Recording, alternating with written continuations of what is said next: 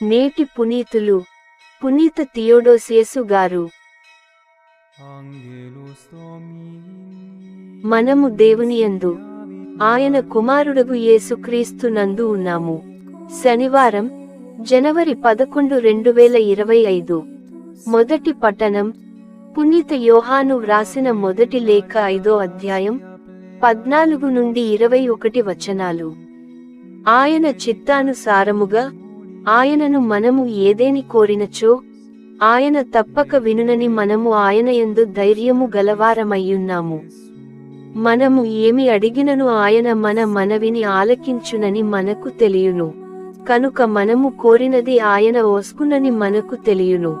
తన సహోదరుడు మరణకారకము కాని పాపము చేయుట ఎవడైనను చూచిన ఎడల అతడు దేవుని ప్రార్థింపవలెను. ఆ మరణకారకము కాని పాపము చేసిన వానికి దేవుడు జీవము నొసగును. మరణకారకమైన పాపము కూడా కలదు.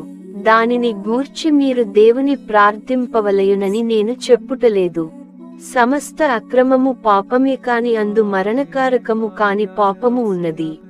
దేవుని బిడ్డ ఎవడను పాపములను కొనసాగింపడని మనకు తెలియును. దేవుని కుమారుడు వానిని రక్షించును. దుష్టుడు వానికి హాని చేయలేడు.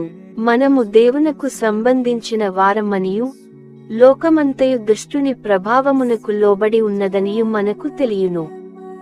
దేవుని కుమారుడు దర్శనము ఇచ్చిననియు యథార్థమగు దేవుని మనము గ్రహించు వివేకము మనకు ఒస్కెననియు మనకు తెలియును.